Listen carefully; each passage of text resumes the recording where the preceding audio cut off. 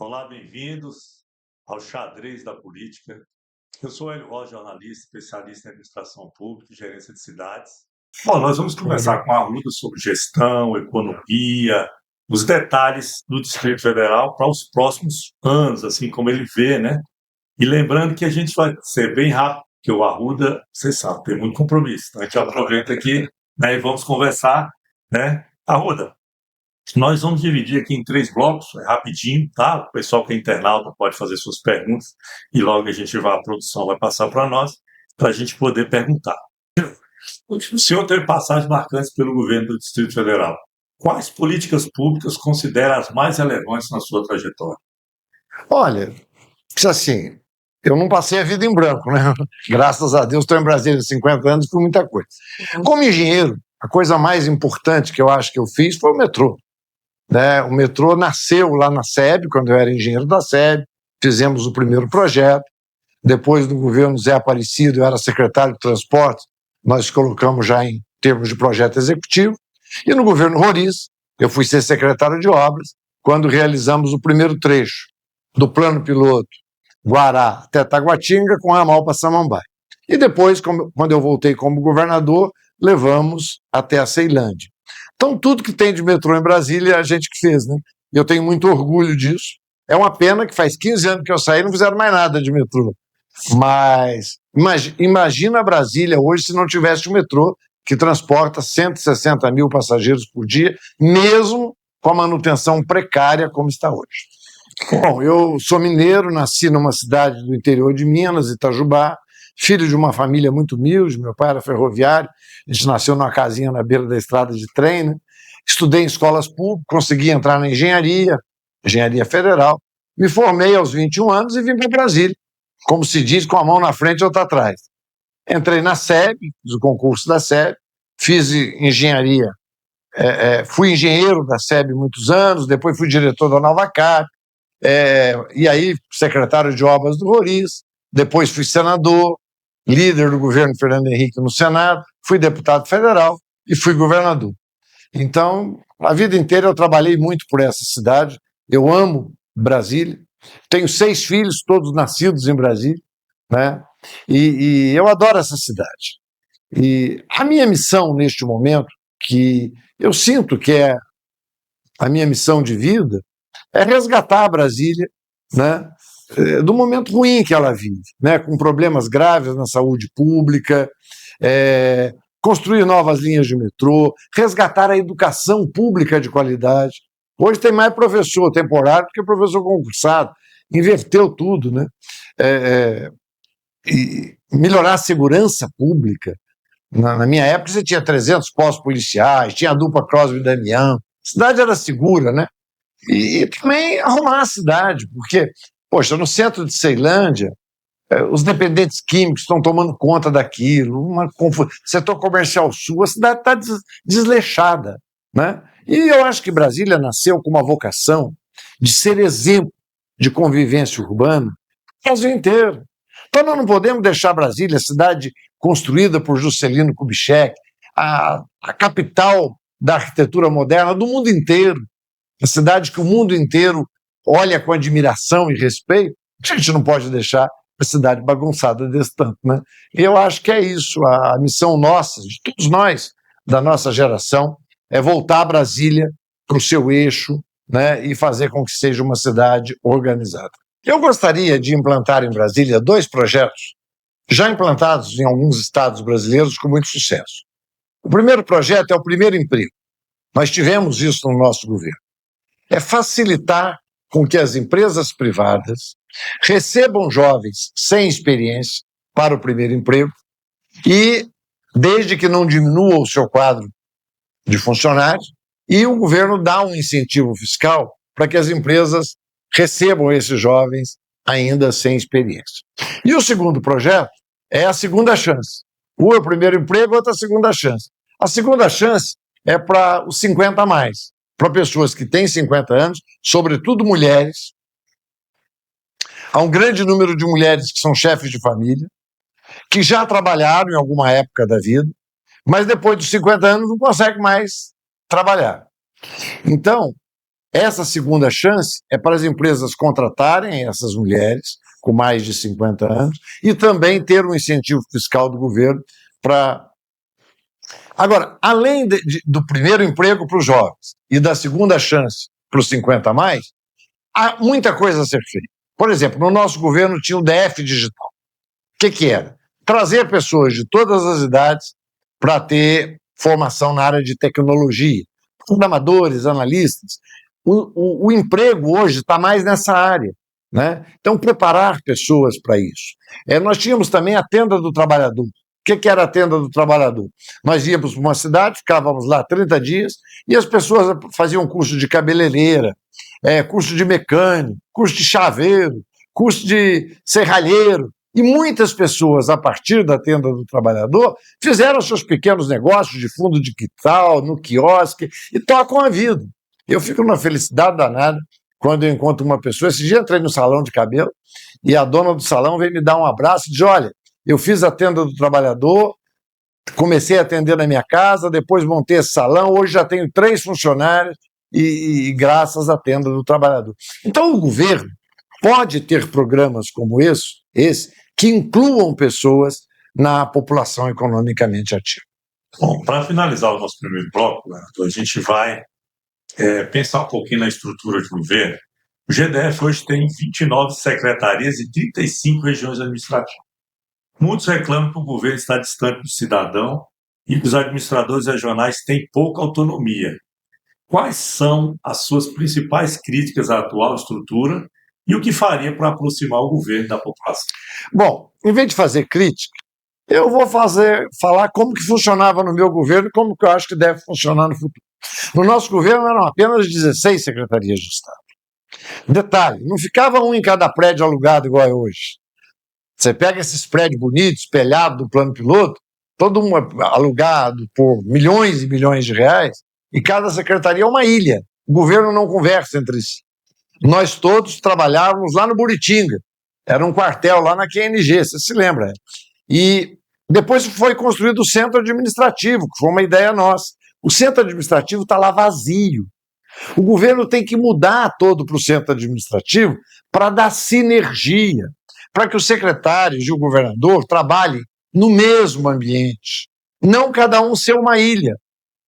E mais, junto de uma massa enorme de gente entre Taguatinga, Ceilândia e Samambaia, invertendo o fluxo de veículos. Administrações regionais. Uma regra básica, na minha opinião, é que o administrador regional tem que ser morador da cidade. Você pega o administrador da Ceilândia, mora em Águas Claras, ninguém conhece ele da Ceilândia, pode ser uma ótima pessoa, como é mesmo, mas não adianta. Outra coisa, hoje o administrador regional é uma rainha da Inglaterra, ele não tem um trator para tapar um buraco, para fazer um mínimo pela cidade, ele é dependente de tudo, então ele fica lá, dando entrevista, fazendo de conta, representando o deputado que o indicou, mas, de prático, absolutamente nada. Então, eu acho que tem que dar autonomia para as administrações regionais. O que eu fazia? Eu dava uma verba mensal para cada administrador, proporcional ao número de habitantes daquela cidade. E eu cobrava dele. Por que essa quadra de esporte está arrebentada, você não consertou ainda? Então, é isso. O administrador regional tem que ter condições de trabalho, autonomia e, ao mesmo tempo, ser cobrada a sua responsabilidade. Acho que um governo muito grande como é hoje, ele gasta muito dinheiro e é ineficiente. Governador, nós vamos terminar o primeiro bloco aqui com a pergunta do Carlos Alberto, que também é jornalista do portal DF News. Ele pergunta para o senhor: qual o impacto das gestões de José Roberto Arruda no planejamento urbano e na infraestrutura do Distrito Federal, especificamente nas áreas de transporte, metrô, VLT, e saúde e hospitais? Como esses legados são percebidos pela população atualmente? Metrô, VLT e saúde. Vamos falar primeiro da saúde? Acho que a saúde está um caos, né? A saúde está doente. Até o governo reconhece que a saúde está um caos, porque botou para tomar conta do IGES um delegado de polícia. Quer dizer, a saúde virou caso de polícia. O próprio governo reconhece a bagunça que está. Eu encontro pessoas na rua há 2, 3 anos numa fila de cirurgia sem conseguir ser atendido. Você vai num posto de saúde, não tem médico, não tem remédio. Na época do Roriz, do Frejá, na minha época, você era bem atendido nos hospitais públicos. E mais, eu tinha convênio de saúde com as cidades do entorno, com 21 cidades do entorno. Os habitantes dessas cidades eram atendidos nas suas cidades de origem. Não precisava vir para os hospitais de Brasília. Cada hospital tinha autonomia, não faltava remédio, não tinha equipamento quebrado. Você ia no posto de saúde, tinha o pediatra, o ginecologista, o clínico geral. Então não tem que inventar a roda. É voltar ao que era e que funcionava bem. A saúde, quem não tem um plano de saúde hoje em Brasília, está sofrendo muito. Só não vê quem não quer ver. Sobre transporte. O transporte de ônibus é sempre precário. Transporte urbano de qualidade é sob trilhos. É o metrô, é o VLT, que é o metrô leve. É o que nós fizemos. De Ceilândia, Taguatinga, até Plano Piloto, Samambaia. As outras linhas de metrô que eu deixei projetadas, até hoje não saíram do papel. A que vai passar entre o Riacho Fundo 2, Recanto das Emas, Balão do Periquito, Gama, Santa Maria. A que vai pegar da Ceilândia, ir até o condomínio Privé, ir até o Sol Nascente, Águas Lindas. E da Asa Norte também, da área norte.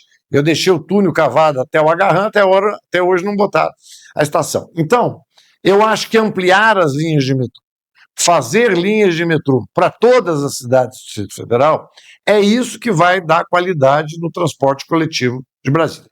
No meu governo, a gente pagava R$0 de subsídio para as empresas de ônibus. Hoje o governo está pagando 3 bilhões de reais de subsídio para as empresas de ônibus. Com 3 bilhões, daria para fazer 30 quilômetros de metrô por ano. 100 milhões o quilômetro. Em 4 anos, daria para fazer 120 quilômetros de metrô. Além de não ter um transporte eficiente, e está pagando essa fortuna para os donos das empresas de ônibus, ainda botou estacionamento pago no centro da cidade. Aí é uma excrescência. Então, a pessoa humilde, muitas vezes para ir no médico, tem que pegar seu carrinho mais velho e vai parar no estacionamento da rodoviária ou do Conjunto Nacional e tem que pagar. Estacionamento público.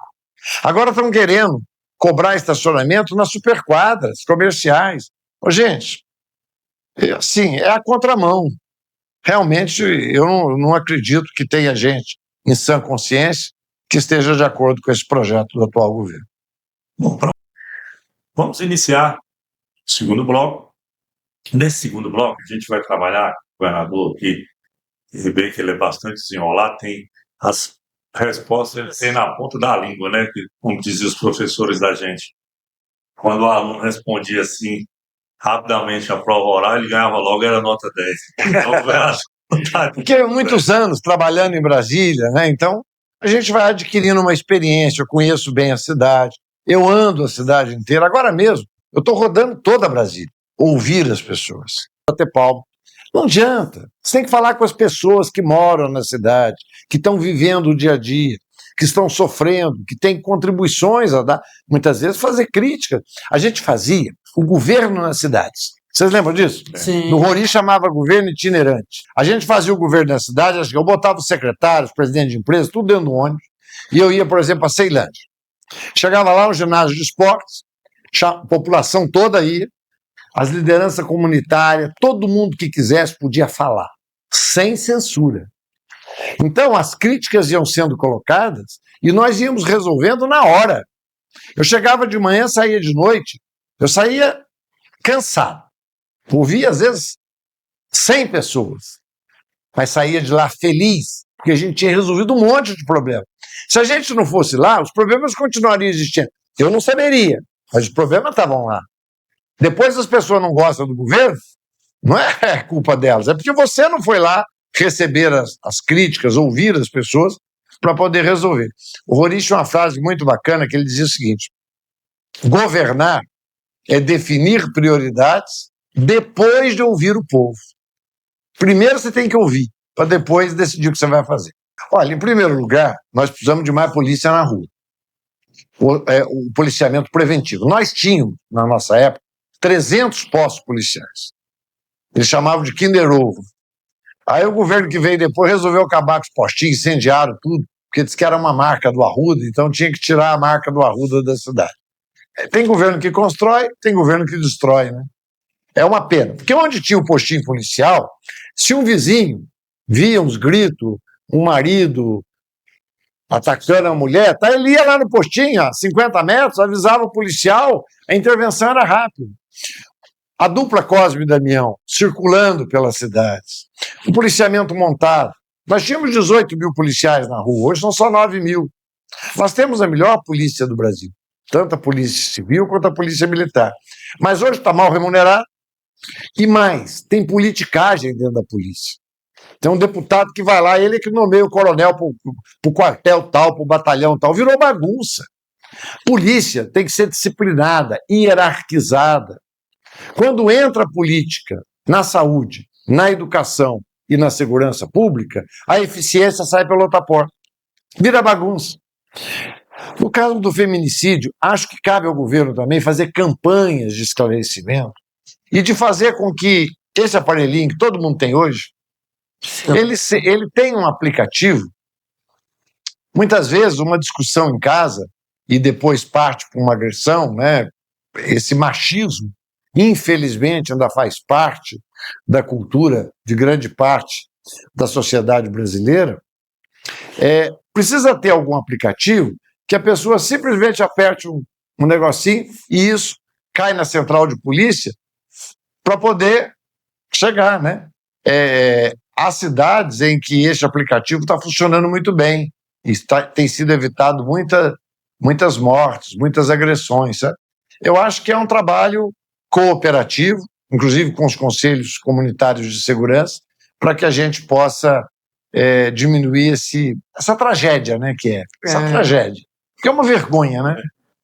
PNAD mostrou que 27% da população do DF vive algum grau de insegurança alimentar. Como enfrentar a pobreza e garantir inclusão social de forma efetiva? Em primeiro lugar, voltando com os programas que tinha no governo do Roriz e tinha no meu governo. A cesta básica, pão e leite. Pão e leite, nenhuma criança é com fome para a escola. Em segundo lugar, fazendo a inclusão dessas pessoas no mercado de trabalho. Não basta dar o peixe, tem que ensinar a pescar. Por isso que eu sou defensor desses projetos, por exemplo, da Tenda do Trabalhador, que dava cursos de formação e gerava empregabilidade. Uma outra coisa fundamental é a escola de educação integral. O que a gente fazia? 200 escolas.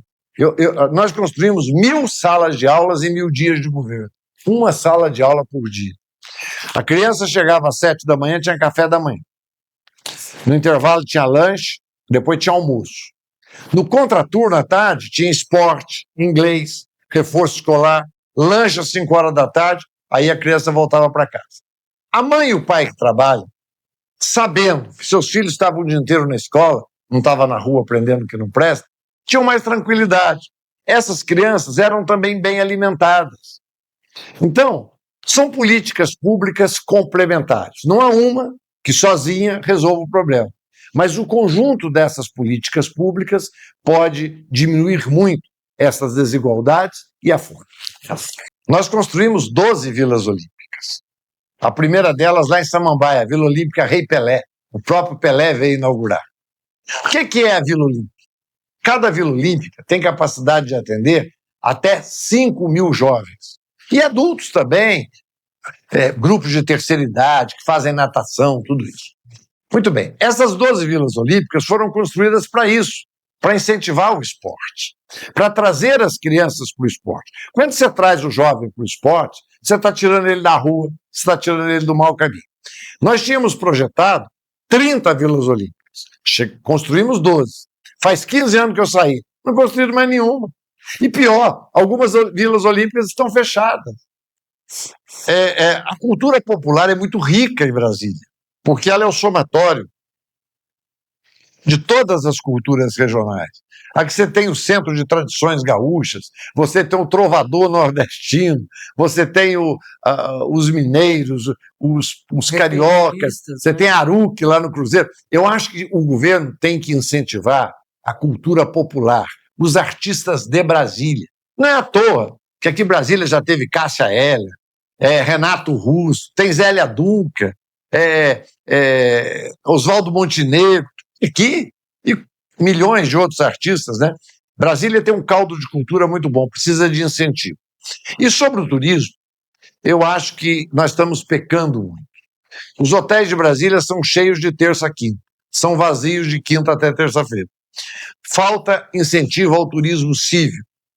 É colocar Brasília no calendário do turismo nacional, criar condições para que todos os brasileiros venham conhecer a sua capital. E é um misto de turismo cívil, conhecer os palácios, conhecer a catedral, as obras de Oscar Niemeyer, mas conhecer essa região do Cerrado também, Alto Paraíso, Pirinópolis, tomar um banho de cachoeira, né? Tem tanta coisa bonita. Brasília precisa realmente fazer um projeto de turismo, porque o turismo gera emprego em qualquer lugar do mundo, né? O esporte gera emprego, a cultura gera emprego, e são empregos de bom nível, né? É isso que a gente tem que incentivar. Governador, a gente vai finalizar o segundo bloco.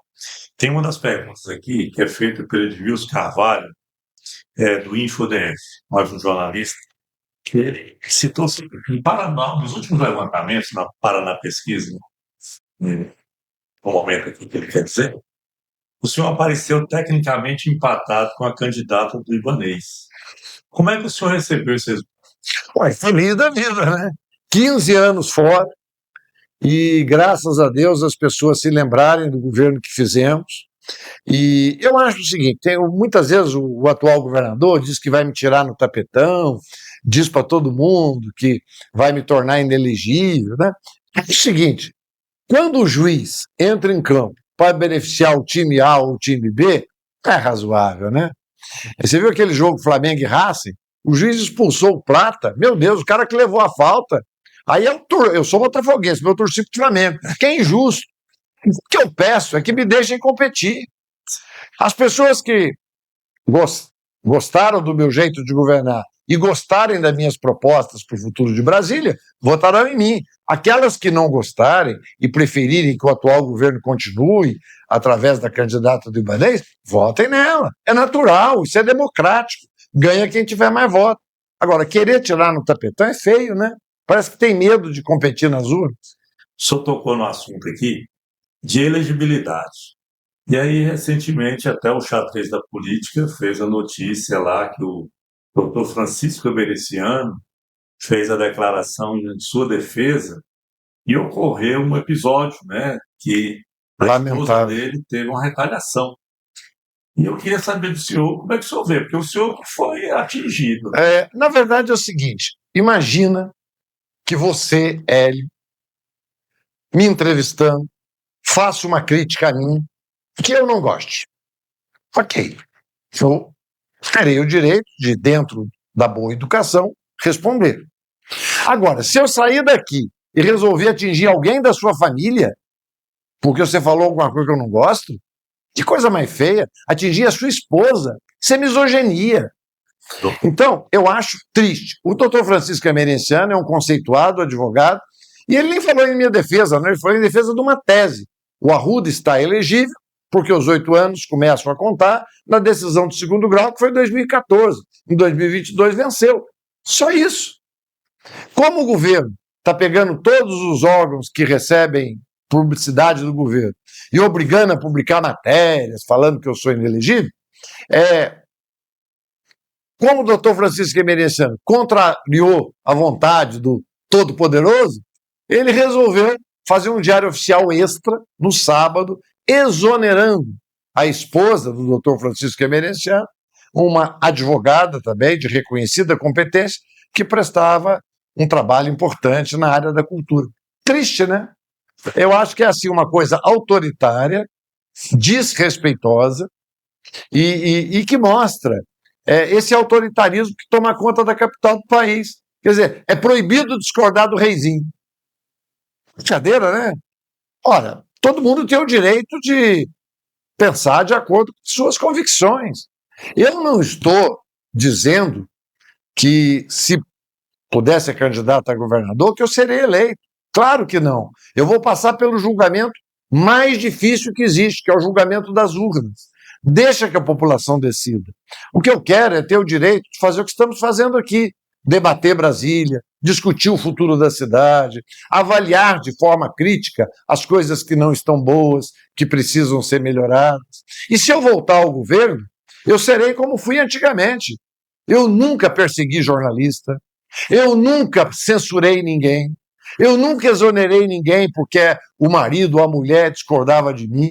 Isso é uma coisa, desculpa, né, daquele tempo dos coronéis, do voto de cabresto. Eu acho que fazer isso na capital do país é muito feio. O que o DF pode fazer para atender as principais demandas de sustentabilidade aí voltadas ao resíduo sólido, que é a questão do lixo, os recursos hídricos, a questão da água, incêndios no cerrado, e o desmatamento aí, ocupação do solo e a cidadania ambiental? Pode Eita, completar.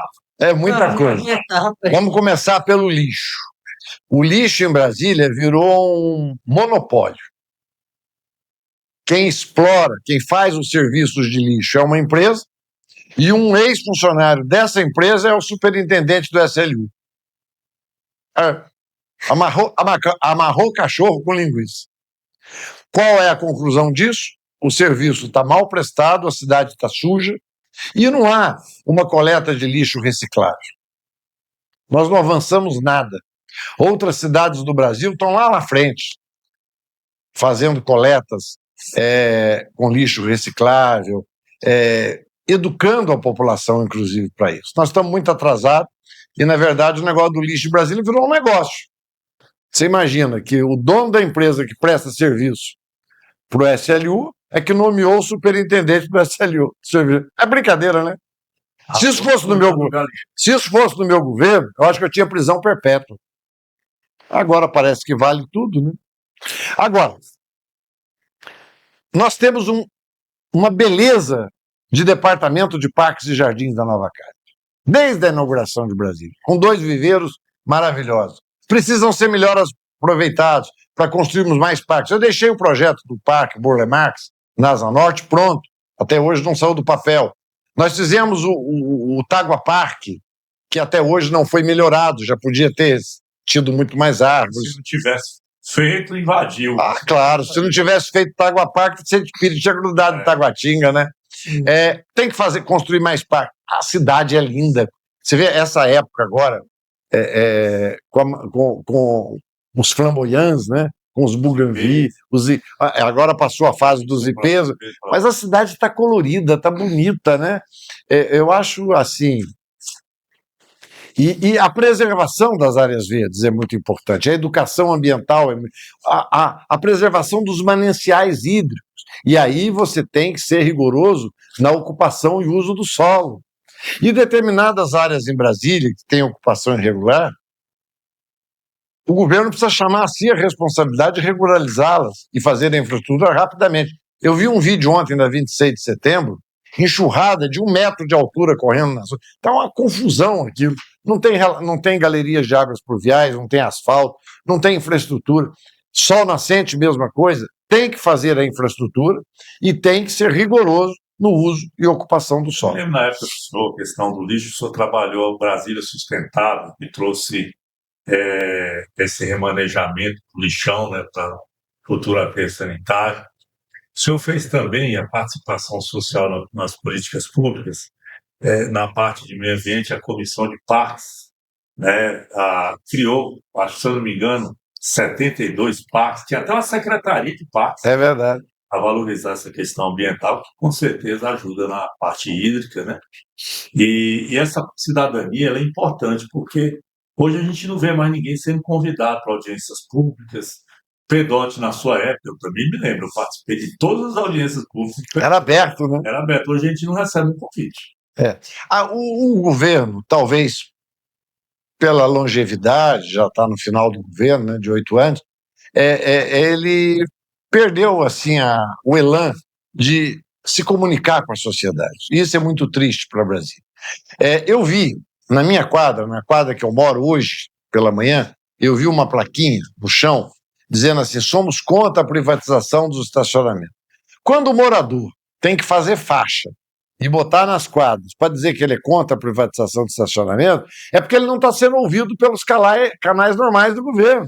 Se o governo tivesse ouvidos, para ouvir o que a população está achando, ele não estaria querendo privatizar os estacionamentos, né?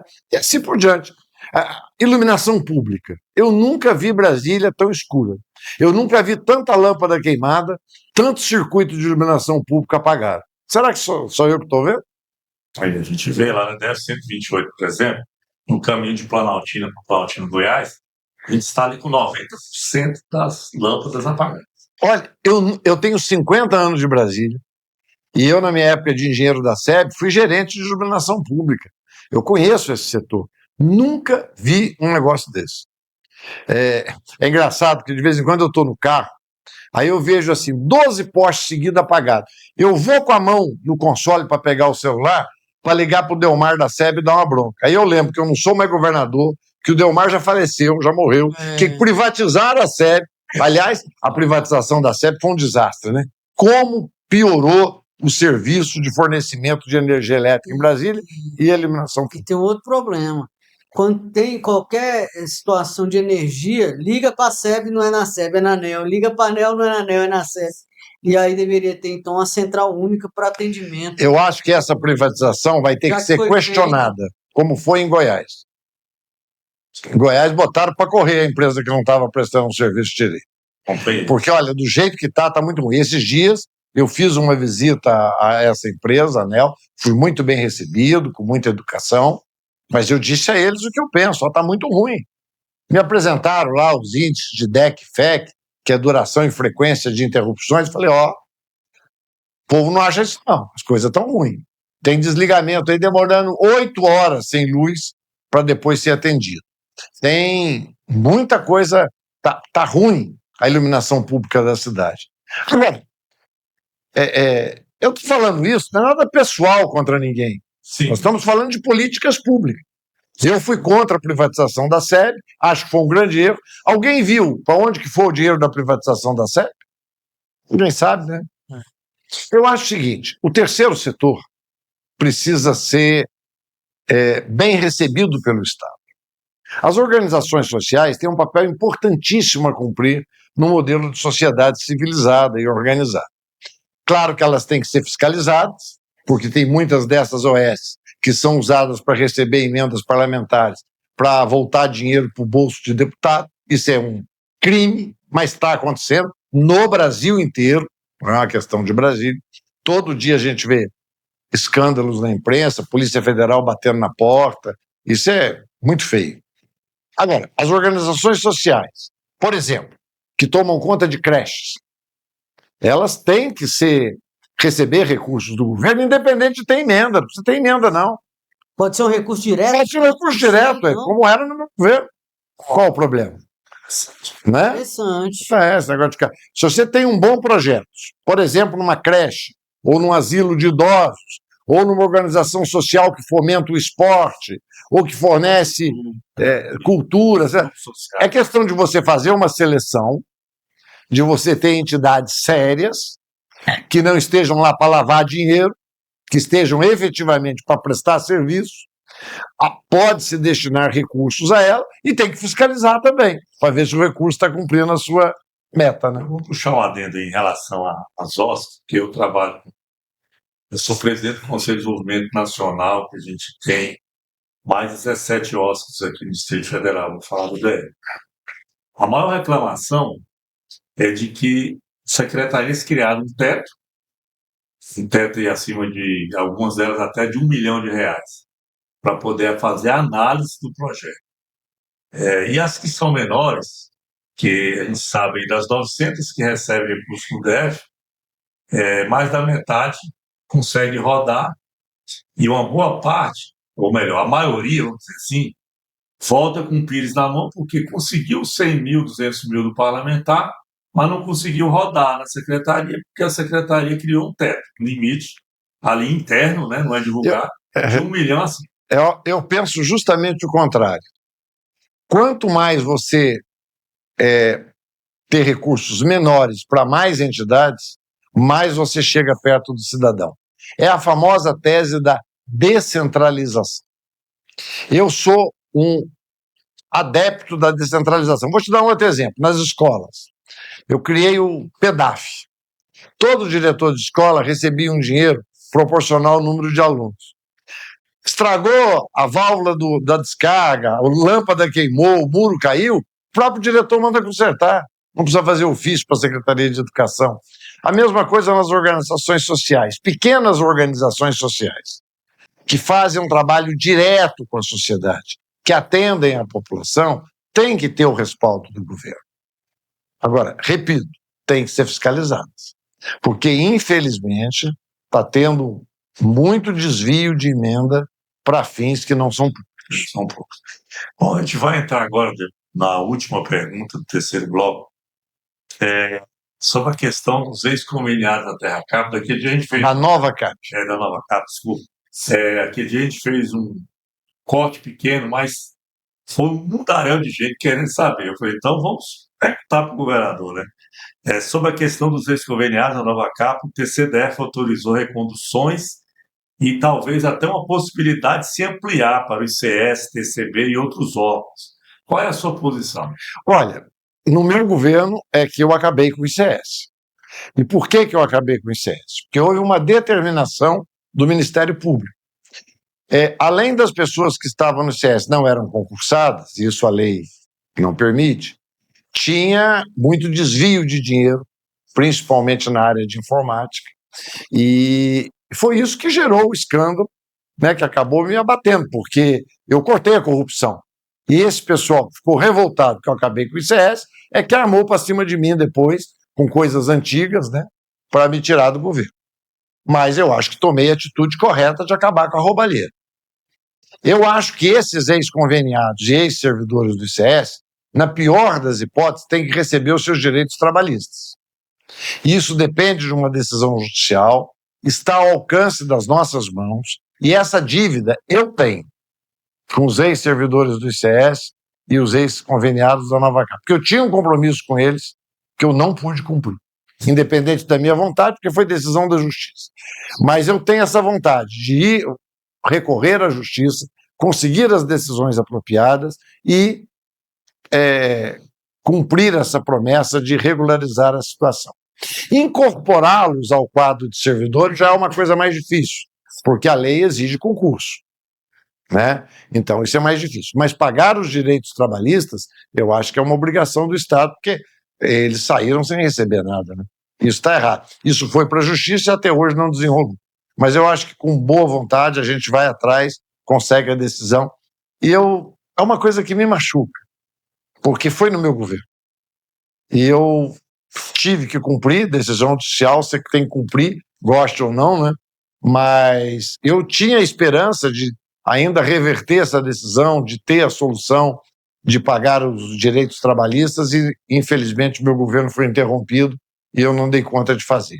Se Deus quiser, vamos conseguir fazer. Governador, não quero ser injusto aqui com a maioria do pessoal que passou muitas perguntas e eu vou fazer para o senhor, aproveitar para você. Por favor, não, vamos lá. O Gerson, ele botou aqui, pergunta para o Arruda se ele vai desenvolver a área do residencial Santa Maria, que fica na divisa do Distrito Federal com Goiás. Lá é um lugar abandonado, onde nem DF nem o Goiás tomam conta. O Gerson, ele disse que é nascido no Gama, criado em Santa Maria, e hoje ele mora em Valparaíso. Ele está vendo esse descaso com aquele pedaço de terra e ele, desde criança, ele queria saber. É verdade, ali merece um cuidado especial ter uma infraestrutura e ter uma destinação socialmente justa.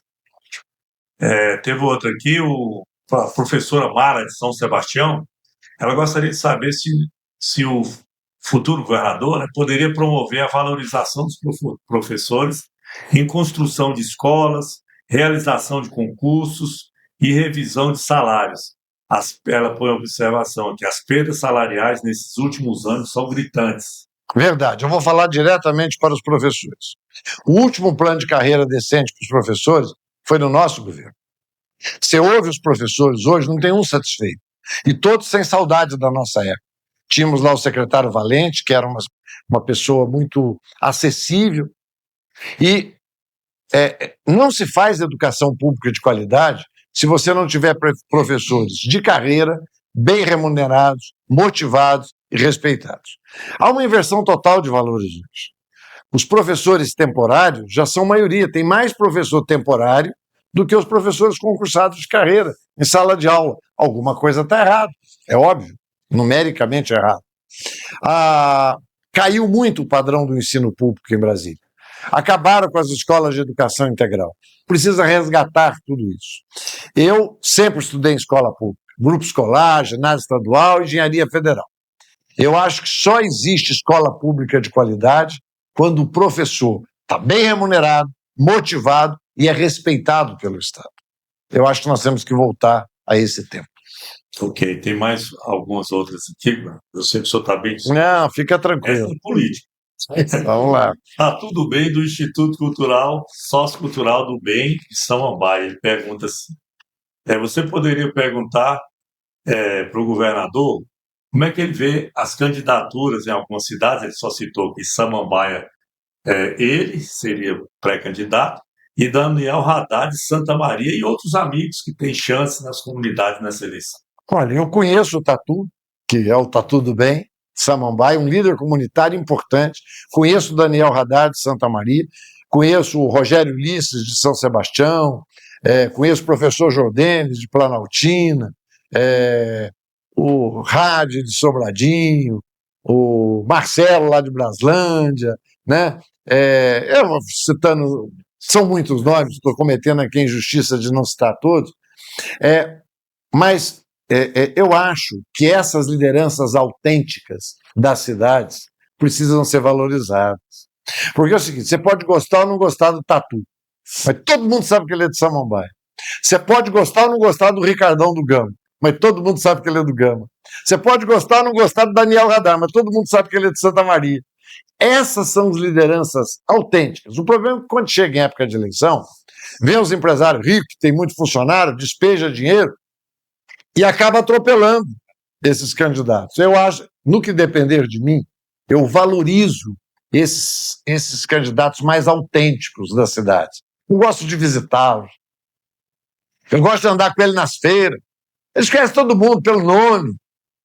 Cana demais. Eu sou fã dessas lideranças autênticas que brotam. É o Cremilton na Ceilândia, o Jonathan da Feira da Ceilândia. Olha, estou lembrando de nomes aqui, eu poderia citar 100 nomes de lideranças autênticas, que não têm cargo em governo, que são respeitadas pela sociedade e que merecem uma chance, né, de ter mandato e de trabalhar pelas suas cidades. Vamos continuar com a política. O Tiago Sobradinho, ele pergunta assim, eu tenho uma pergunta. Diz se ele é de esquerda, de direita, centro-esquerda, centro-direita, centro ou centrão. Eu sou de Brasília. Agora, eu disputei todas as minhas eleições contra os partidos de esquerda, contra o PT especificamente. Então eu sou colocado como homem de direita, como era o Roriz. Mas, por exemplo, o Roriz fez o programa do lote urbanizado. 100 mil famílias ganharam lote e cidadania no governo Roriz. Isso é de direita ou de esquerda? O pão e o leite que o Roriz fez e que eu continuei no meu governo. Mais ligado então, eu acho o seguinte, esse rótulo, no fundo, é uma bobagem. Na discussão nacional, ele tem sentido, é mais ideológico. No caso de Brasília, nós temos que ver o seguinte, quem é que tem competência para cuidar da cidade? Quem é que tem competência, gestão, experiência para cuidar das pessoas mais pobres? Porque rico não precisa de governo. Né? Eu vejo esse dinheirão gasto assim para recapear asfalto, o plano piloto. Oh, meu Deus do céu, se me desse esse dinheiro para fazer o sol nascente, para fazer a 26 de setembro, para resolver tantos lugares que precisam, né? Então, é preciso olhar a sociedade com esses olhos. E o governo tem que atender prioritariamente os mais necessitados.